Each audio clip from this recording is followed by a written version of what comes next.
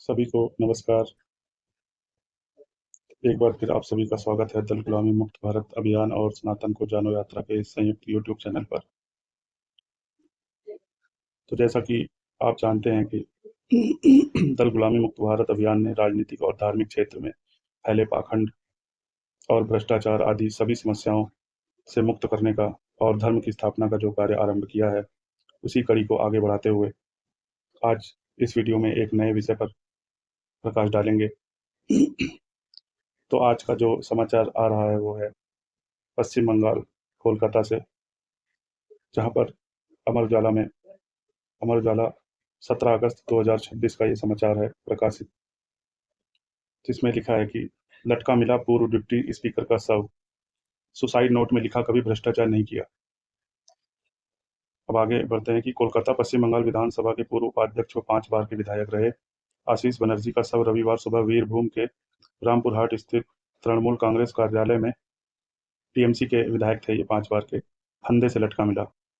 Police के अनुसार घटना स्थल से एक सुसाइड नोट मिला है, जिसमें आशीष बनर्जी ने लिखा कि वह पार्टी के सभी गलत कामों को हमेशा स्वीकार नहीं कर पाते थे, लेकिन उनका विरोध भी नहीं कर सके। जैसा कि अभी इस पे आगे प्रकाश डालेंगे कि इसे हमारे द्वारा यहाँ पर इस समाचार का विश्लेषण करने का, अनुसंधान करने का क्या कारण रहा। तो उन्होंने कहा है कि वह पार्टी के सभी गलत कामों को हमेशा स्वीकार नहीं कर पाते थे, लेकिन उनका विरोध भी नहीं कर सके। यह भी लिखा कि उन्होंने कोई भ्रष्टाचार नहीं किया और किसी काम के बदले पैसे नहीं लिए, और राजनीति में आकर भूल की। उन्होंने स्वीकार किया कि राजनीति में आकर उन्होंने भूल की। सुसाइड नोट में परिवार की अगली पीढ़ी को राजनीति से दूर रहने की सलाह भी दी। पुलिस ने सबको पोस्टमार्टम के लिए भेज दिया है। सीएम ने कहा कि मामले की निष्पक्ष जांच की जाएगी। फिलहाल पुलिस यह पता लगा रही है कि मौत से पहले किसके साथ। तो इस प्रकार आज की ये घटना दिखाती है कि दल गुलामी मुक्त भारत अभियान जो धर्म की स्थापना के कार्य को आगे बढ़ा रहा था, अब उसके शुभ संकेत मिलना प्रारंभ हो गए हैं। शुभ संकेत इस अर्थ में कि 5 बार के विधायक श्री आशीष बनर्जी जी, जो टीएमसी के 5 बार के विधायक थे, इन्होंने भी स्वीकार किया है कि वो पार्टी के सभी गलत कामों को हमेशा स्वीकार नहीं कर पाते थे। मतलब कभी-कभी स्वीकार कर लेते थे, लेकिन हर बार स्वीकार नहीं कर पाते थे।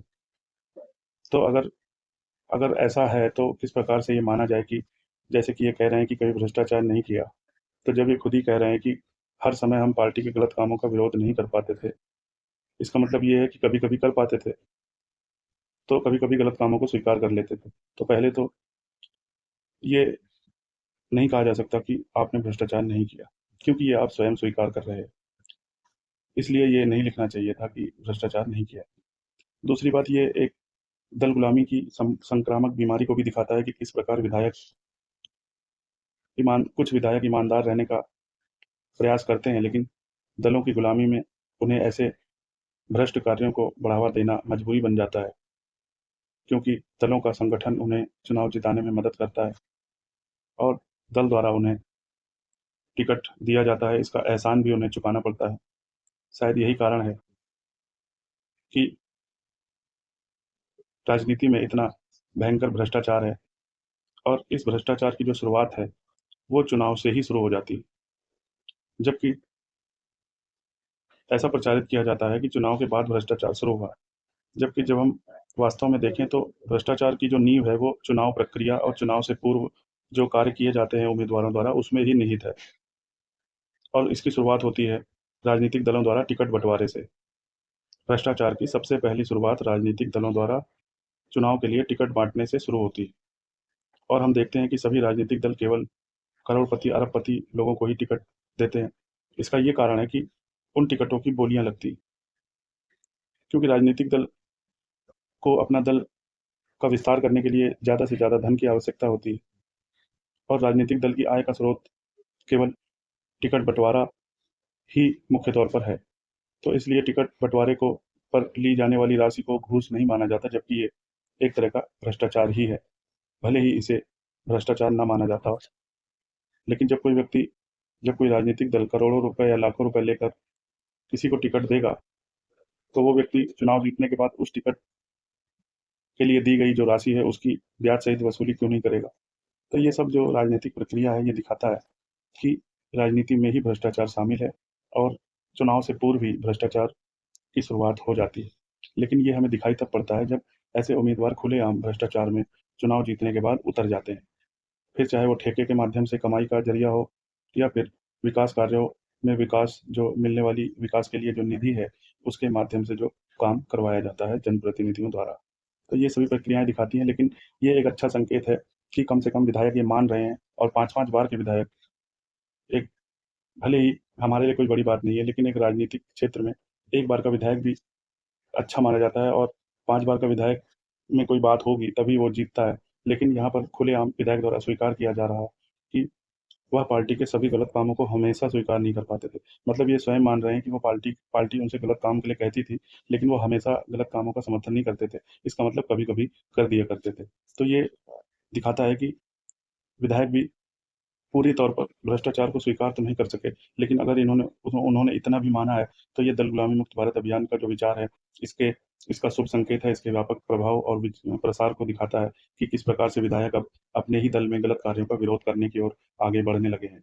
और ये राजनीतिक दलों के अस्तित्व पर गहरा संकट खड़ा करेगा कि अगर वो अभी भी नहीं सुधरे, तो दल गुलामी मुक्त भारत अभियान एक ऐसी हवा चलाएगा कि जिससे वो धराशायी होने में उन्हें देर नहीं लगेगी। इसलिए राजनीतिक दलों को अभी भी ये होश संभालना चाहिए कि वो राजनीति में केवल योग्य, कर्मठी, ईमानदार और करप अरबपति और करोड़पति ही लोगों को टिकट देने से बचें, अन्यथा उनका राजनीतिक अस्तित्व बचाने का संकट खड़ा होने वाला है, जिसकी जिसकी शुरुआत दल गुलामी मुक्त भारत अभियान ने कर दी है।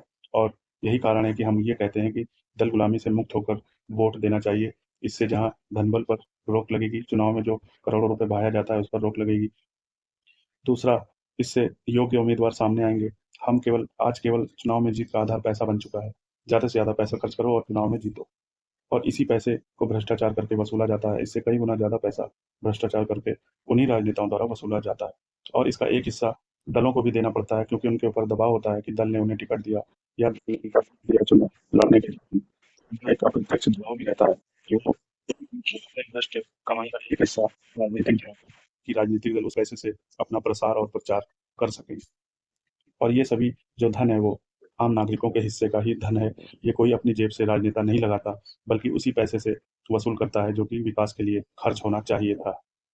तो ये समग्रता में अगर अध्ययन करें तो यही है कि और यही हमारे इस समाचार को उठाने का उद्देश्य भी था कि बिना सिस्टम के ही हम सबसे बड़े सिस्टम जो कि लोकतंत्र का सिस्टम है, उसके द्वारा ही हम दल गुलामी मुक्त भारत अभियान द्वारा धर्म की स्थापना के कार्य को आगे बढ़ाएँगे। इसके लिए हम अलग से कोई भी संगठन नहीं बनाएँगे, ताकि हमें उस संगठन को चलाने के लिए किसी तरह के खर्च की ज़रूरत ना पड़े, जैसा कि राजनीतिक दलों को पड़ती है। इसलिए राजनीतिक दल पूंजीपतियों के आगे अपना सर झुकाते हैं और अपने दल में उनका निवेश करवाते हैं और चुनाव जीतने के बाद यही निवेश उनके द्वारा राजनीतिक दलों द्वारा जो राजनीतिक दलों के राजनेता होते हैं, उनके द्वारा भ्रष्टाचार करके उस पूंजीपतियों के निवेश को ब्याज सहित वापस किया जाता है, जिससे कि चुनाव लड़ने के दौरान वो पूंजीपति उस राजनेता के ऊपर निवेश करते हैं। धन्यवाद।